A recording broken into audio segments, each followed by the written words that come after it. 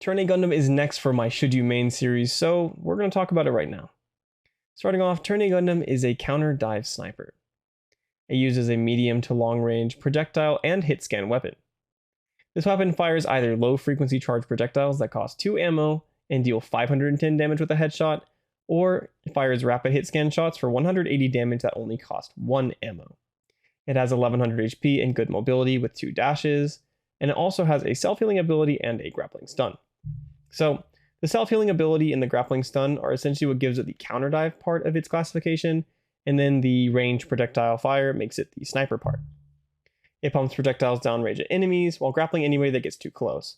So if you enjoy playing a sniper character but want something with a little bit more utility and something that's a little bit more beefier, then Turn A might be the right choice for you. Also, the ultimate's really cool and allows you to fly and burn enemies instantly, so that's pretty cool, right? So moving on into the how good is it category, Turn A Gundam is honestly just really not good, unfortunately, and here's why. The first reason and the biggest reason is that it has a very low damage output. It can sneak out wins against other mobile suits in a 1v1 with its nanoskin, but as I mentioned, it only does 510 damage with a headshot. While, realistically, that's not going to be looking like a 2 headshot kill like the 1020 damage it can do, which would kill a 1000 hit point mobile suit. That's just not how that's going to really go realistically. A lot of times what you're going to need to end up doing is be hitting them 2 times to the head and then 1 to the body. But then a lot of times it's honestly you can end up being 3 headshots required for a kill. If something starts getting healed or you miss a couple shots in between the first one, it's going to take they're going to start passively healing themselves, and the chance of you getting the kill is going to decrease a lot. Also, aiming on this character is going to be even just more difficult than something that is similar to it, GM Sniper, just because it's a projectile. It is a very fast projectile, but will still result in some extra misses. The other version of its fire is hit scan, but that's not the main damage, so the projectile portion will be harder to aim. Because of this low damage output that it has, it just won't demand the right sort of respect that other characters do, like GM Sniper, RX-78, or Pale Rider. And that's just because an enemy can, consistently duel you and beat you, and you don't have the same sort of stopping power that the other ones do. Its grapple ability is also funky. They did improve it from the network test as they made it activate faster, meaning you're vulnerable for less time, but it's still not going to be that consistent. And it also requires a physical commitment to use, meaning you have to try and grab them with your body. And that's just kind of makes you, extra vulnerable. So yeah, it's a bit rough, right? The nanoskin is also on a long cooldown, and so you don't really expect to win a 1v1 without it. And so you're gonna be looking like something like sitting on a 20-second cooldown to be able to get it. That's a bit rough. Its ultimate also has a great destructive force, but it's still one of the worst ultimates in the whole game. It's difficult to control, exposes Turn A Gundam, and doesn't allow it to use other abilities during use. So that's just not something that you want to be using. That's not really something you want to be having in your pinnacle of your character G maneuver. So for the skill requirement section, in regard to mechanical skill, it has a decent requirement. The projectile aim is much more difficult than hit scan aim, so expect to spend extra time learning the speed of the projectile and how far you need to lead enemies with it. Though it's a very fast projectile, so it's not that bad. Its grapple ability requires solid mechanical skill. The hitbox is wonky, but a lot of the aim for it is going to be about spacing yourself properly with dashes.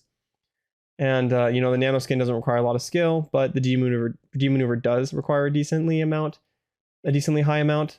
It's just that you're going to be able to not have to worry too much about micro movements and things like that, which is why it's getting like a high mechanical skill requirement, but not super high like something like Zaku. As for game knowledge, the game knowledge required is moderate also. It requires understanding of angle control, which off angles to shoot from, and which ones you want to take, things like that. But it's not super intensive otherwise. It does help if you understand the risk signs for an enemy diving a team and diving your team, so that you can peel them off and grapple them and protect your team. That is where it gets a lot of the counter dive for its classification, because it has these counter dive capabilities of of protecting its enemies by peeling, they dive onto you, you heal yourself, you peel them off yourself with your grapple ability, or you do that to help a teammate. The problem just in general with this character, though, is that because its numbers are so low, you'll have to know so much more to get a solid value out of it. So while that doesn't really mean its game knowledge is inherently more realistically or inherently more necessary, realistically, if you want to get decent value out of it, you're gonna have to know a lot. So that's a bit rough. All right, so will Turn A Gundam get buffed or nerfed? It'll definitely be getting buffed. So, because it's going to get buffed, if you really, really, really like the character and you just love, Turn A Gundam and all that, then maybe you can be that one guy who, talks about how he liked the big band from the time that it was made and has been following them ever since the beginning. Maybe that can be you with Turn A Gundam. But realistically, that won't be a lot of fun. So, Turn A Gundam has already received a buff to its grapple like we talked about, making it faster, but it definitely will be getting some damage buffs, I would say. These are really the most likely ones. Obviously, I don't work at the company, so I can't say for sure, but it just doesn't deal enough damage. 2 headshots deal 1020 damage, which, like I said, the passive healing or just getting healed by anyone will turn that into a 3-shot kill if enough time passes between them. Yeah, so if, for example, a Metis starts pocketing the enemy that you're trying to kill on other characters, that's going to make your shot a little bit, maybe 1 extra shot to hit, right? A few extra shots to hit on Pale Rider, 1 extra body shot on RX-78, something like that on this character is just going to make it a lot more drastic, because then you have to be looking at hitting shots with a projectile weapon more and all this complex garbage. I could see them buffing the damage up to something like 630 headshot so that it could 2-shot 1200 HP units in the same sort of way. Or if they start getting healed, then it doesn't, and that might be more balanced. This might give it as some sort of a viable niche versus GM Sniper, where it would also have to hit 2 shots to kill it. 2 shots to kill a 1200 HP unit. So that might help it a little bit. Also, its nano skin cooldown might be shortened. The cooldown is rather long. It's over 20 seconds, so that is quite long. And its G maneuver might also be reworked to be a lot more easy to control. It is weird. It's very similar to Gun Tank's Ultimate, where the way that the momentum works just kind of makes it hard for you to control yourself. That would be a quality of life buff. They might also just give it something like a damage reduction, because you are quite vulnerable while you're using it, and good players will shoot you out of the sky. So those are the things we might see with this. So how fun was it from a balance perspective? Honestly, Turn A Gundam was quite fun. The projectiles are really fun to hit when you get them right. Just the way that it travels and you're leading them and you hit a nice little headshot and you hear the sound, it's very, very rewarding. In addition, surprising an enemy with a grapple and finishing them off it's very, very funny. The animation looks goofy, just the way you throw them behind you is just weird. But just sneaking them onto someone, grabbing them maybe through a shield and just tossing them for you and your team to finish off is pretty hilarious. And like I said, also it's just rewarding when it actually works, right? Additionally, there's a really cool thing you can do with the G maneuver, where the G maneuver's damage goes through all buildings. So if you fly above a building with it, you can just burn enemies through it. I got a nice triple kill during the network test with that, and that was definitely going into the clips montage that I may or may not ever make. But yeah, the character just has a lot of interesting things to do about it. Projectiles, grappling, beaming people down with high damage are a lot of fun. However, realistically, when you're playing it, it's just not fun from a balance perspective. You're not going to feel rewarded for the skill that you have in the character. And honestly, you'll probably spend your time thinking about how you could have been doing had you chosen another character. What rank would I have been at? How much more fun would I be having? How less frustrated would I be? That's what you'd be sitting there looking at. The real issue is that you will be spending more time swapping from Turn A onto something better, rather than doing what you should be able to do on a main, which is swap from something to Turn A when you need to deadlift your game. It will be essentially the price that you trade for the fun of getting to play your character for the first minutes of the game before your team starts telling you to get off of it. So if that's what you want, guys, then go for it, right? As for final ratings, we're giving it a D rating at high tier and a C rating at the others.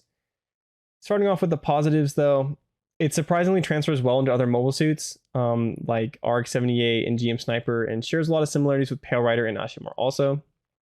It's consistent overall. consistently bad, but still consistent on most maps, having long, medium, and close range capabilities.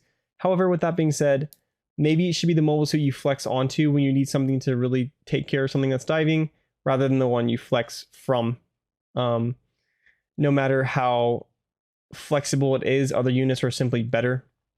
So it's probably the best unit to learn once it gets buffs, rather than starting with it. You will just not be too happy with the results of your skill afterwards.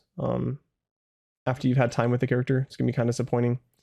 It is somewhat acceptable for lower range players to play, but this unit's weaknesses will become much more apparent at the top level. And like I said, somewhat acceptable because this character is just having low damage numbers in general. It will also be not too rewarding in lower and mid-tier players, in lower and mid-tier situations also. So again, we're looking at D rating tier for high and C tier for the low players and the mid-range players too. Want to give Turn A Gundam a try as your main? Then make sure to check out my Turn A Gundam mobile suit guide. In this video, I talk about its abilities, its strengths and weaknesses, when to play Turn A Gundam, and how to play Turn A Gundam. I put a lot of time into these videos, so I'm sure you'll enjoy it. Thanks guys.